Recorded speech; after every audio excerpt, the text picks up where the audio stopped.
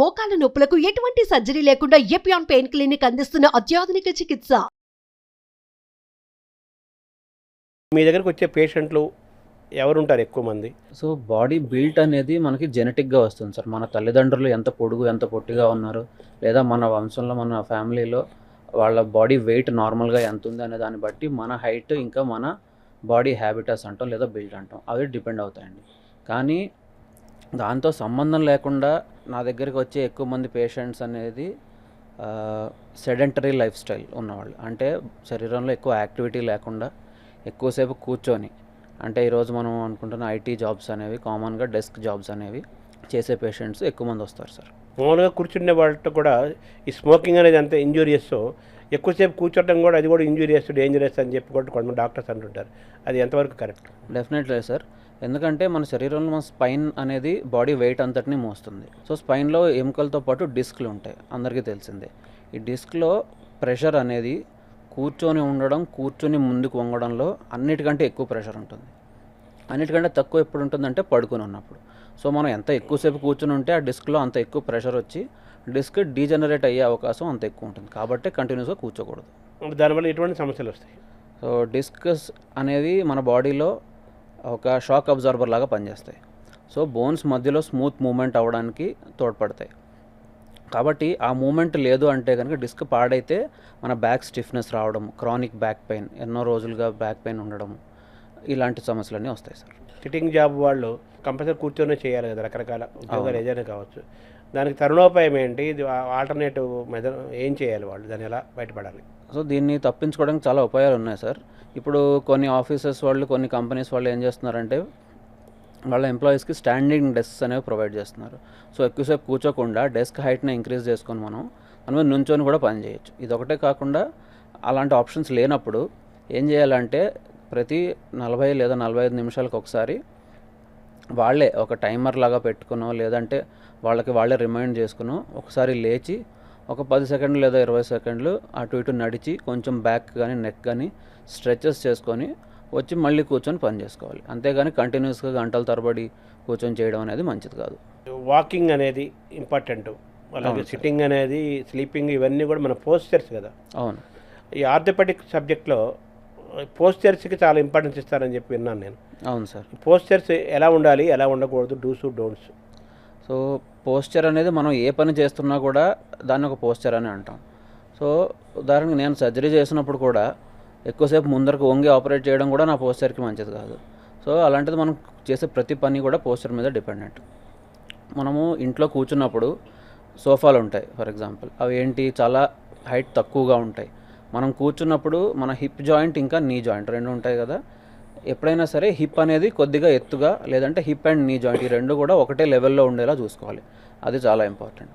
దీంతోపాటు చైర్లో కూర్చున్నప్పుడు మనం పూర్తిగా వెనక్కి జరిగి కూర్చోవాలి. బ్యాక్ సపోర్ట్ కంప్లీట్గా తీసుకొని, దాంతోపాటు ఆర్మ్ రెస్ట్ సపోర్ట్ ఇది కూడా కంప్లీట్గా తీసుకొని కూర్చోవాలి. సో ఇంకొకటి ఏంటంటే మన ఈ కొత్తగా వచ్చే చైర్స్, కొత్తవని కాదు, ఈ చైర్స్లో బ్యాక్ అనేది మూవ్ అవుతూ ఉంటుంది, మనం వెనక్కి బెండ్ అయ్యి చేసేలాంటివి ఉంటాయి. సో బెండ్ అవ్వకుండా దాన్ని ఫిక్స్ చేసుకోవడం అనేది బ్యాక్కి ఎప్పుడైనా సరే మంచిది. క్లినికల్ చైర్స్ కూడా వచ్చాయి కదా. అవును సార్. సో అవి ఏంటంటే మన బ్యాక్ షేప్కి అవి మౌల్డ్ అవుతాయి. సో దానికి ఏంటంటే అది కూడా మంచి బ్యాక్ సపోర్ట్ ఇస్తాయి. అవి యూజ్ చేయడం కూడా మంచిదే. అంటే పోస్చర్స్ అంటే ఒక మనిషి నిద్ర లేచినప్పటి నుంచి పనుకునేంత వరకు పెద్ద దశలో డిఫరెంట్ పోస్చర్స్ ఉంటాయి కదా. అవును sir. So morning to night మనం ఏ టైమ్స్లో ఎటువంటి పోస్చర్స్లో ఉండాలి, మనం ఎలా ఉండకూడదు? Okay. So first thing posture maintain చేయాలి అంటే మన బ్యాక్ని సపోర్ట్ చేసే కండరాలు, మజిల్స్ అనేవి చాలా స్ట్రాంగ్గా ఉండాలి. సో ఎప్పుడైనా కూడా పడుకొని నిద్ర లేచి మంచం నుంచి దిగేటప్పుడు మనం ఒక సైడ్కి తిరిగి ముందు కాళ్ళు కిందకి పెట్టి తర్వాత చేయి సపోర్ట్ తోటి పైకి లేవడం, దీంతో స్టార్ట్ అవుతుంది నార్మల్ పోస్చర్ అనేది. నెక్స్ట్ మనం బండి నడిపేటప్పుడు, టూ వీలర్ అనుకోండి, కొంతమంది ఏంటి ఒక సైడ్కి కూర్చుంటారు, ఒక చెయ్యి పైకి ఉంటుంది.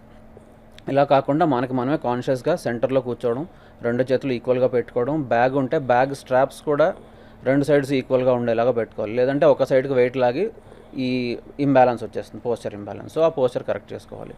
కార్లో కూర్చున్నప్పుడు కూడా అంతే, సీట్లో కంప్లీట్గా బ్యాక్ జరిగి కూర్చోవాలి, కరెక్ట్ హైట్ మెయింటైన్ చేసుకోవాలి. కాల్ ముందుకి వెనక్కి మన లెగ్ లెంగ్త్ని బట్టి ఎగ్జాక్ట్ లెంగ్త్ అనేది సెట్ చేసుకోవాలి. దీంతోపాటు మనం రిక్రియేషన్ అంటే ఇంట్లో ఖాళీ టైంలో చేసేది టీవీ చూడడము లేదంటే మొబైల్ చూసుకోవడము. సో మొబైల్ చూసుకునేటప్పుడు చాలామంది ఏం చేస్తారు, తల ఇలా కిందకి వెళ్ళిపోతుంది, పుస్తకం చదివేటప్పుడు కిందకి వెళ్ళిపోతుంది. సో అది అనేది చాలా తప్పండి. సో నెక్లో పోస్చర్ అనేది పాడైపోతుంది. సో ఫోన్ చూసుకున్నా కూడా పైకి పెట్టుకునే చూసుకోవాలి. నెక్స్ట్ టీవీ చూసినా కూడా ఇందాక చెప్పినట్టు లోతుగా కిందకు ఉండే చైర్స్లో కాకుండా నార్మల్గా ఉండే చైర్స్ వాటిలో కూర్చుంటే మన పోస్చర్ అనేది ఎప్పుడైనా సరే బెటర్గా ఉంటుంది సార్. అంటే మన డైనింగ్ సిస్టమ్ ఉంటుంది కదా, అవును, ఆ డైనింగ్ సిస్టమ్ కూడా పోస్టరే కదా. అవునండి. అది ఎలా ఉండాలి, ఆ సిస్టమ్, ఆ పోస్టర్ ఎలా ఉండాలి? మన హైట్ అనేది డైనింగ్ టేబుల్ హైట్ మన ఎల్బో, మన చెయ్యి హైట్ వచ్చేలాగా ఉండాలి సార్. బాగా ఎక్కువ ఎత్తుగా ఉన్నా కూడా మనం ముందుకు వంగడం అనేది ఇబ్బంది అవుతుంది. సో డైనింగ్ టేబుల్ అనేది మన ఎల్బో హైట్కి ఉండేలా చూసుకోవాలి, లేదా దాన్ని బట్టి చైర్స్ని హైట్ మార్చుకోవాలి. కింద కూర్చొని తినడం అనేది ఇంతకుముందు ఎక్కువ మంది చేసేవాళ్ళు, ఇప్పుడు జనాలకి కుదరక చేయట్లేదు. దట్ ఈస్ వెరీ గుడ్, మన హెల్త్ పర్మిట్ చేస్తే. కింద కూర్చొని తినడం అనేది అది సజెస్టబులా? అవునండి, అంటే మోకాళ్ళ నొప్పులు లేదా సివియర్ బ్యాక్ ప్రాబ్లమ్స్ ఉన్నవాళ్ళు డెఫినెట్లీ చేయకూడదు.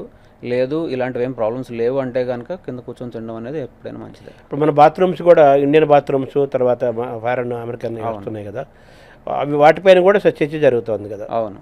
సో దాన్ని ఎలా చూడాలి? సో మన వెస్ట్రన్ టైప్ టాయిలెట్కి ఇండియన్ టాయిలెట్కి డిఫరెన్స్ ఏంటంటే, మనం కింద కూర్చున్నప్పుడు స్క్వాట్ అంటాం, కింద కూర్చున్నప్పుడు ఏమవుతుందంటే మనం తొడలో వెళ్ళి అబ్డోమెన్ మీద కొంత ప్రెషర్ పెట్టి మనం ఎక్కువ స్ట్రెయిన్ చేయకుండా మోషన్ బయటకు వచ్చేలాగా అది న్యాచురల్గా ఉంటుంది. వెస్ట్రన్ టాయిలెట్లో మనకు ఆ సౌలభ్యం లేదు. సో మనం ఎక్కువ స్ట్రెయిన్ చేయాల్సి వస్తుంది. కాకపోతే ఏంటంటే చాలామందికి ఇప్పుడు ఏజ్ అడ్వాన్స్ అయినప్పుడు మోకాళ్ళ నొప్పులు కానీ, లేదా ముందుకు వంగలేక స్పైన్ ప్రాబ్లమ్స్ కానీ, ముందే వేరే ఏమైనా సర్జరీస్ అయినప్పుడు కానీ వాళ్ళు చెయ్యలేరు. సో దానికి ఆల్టర్నేటివ్ ఇంకొకటి లేదు, వెస్ట్రన్ టాయిలెట్ మాత్రం యూజ్ చేయాల్సి వస్తుంది. శరీరాన్ని మోసే పార్ట్ ఏది, ఇంపార్టెంట్ పార్ట్? శరీరం బరువు మొత్తాన్ని మెయిన్గా మోసేది స్పైన్ అండి, మన బోనీ స్పైన్. ఆ స్పైన్ రెండు కాళ్ళకి ఈక్వల్గా SI జాయింట్ అంటాం, సాక్రోఇలియాక్ జాయింట్. ఆ రెండు రైట్ లెఫ్ట్ జాయింట్స్ ద్వారా కాళ్ళలోకి ఆ వెయిట్ ట్రాన్స్మిట్ అవుతుంది. సో అక్కడి నుంచి మోకాళ్ళకి అండ్ ఫైనల్గా యాంకిల్స్, మన మడమ దగ్గరికి ఈ వెయిట్ అనేది ట్రాన్స్మిట్ అవుతుంది.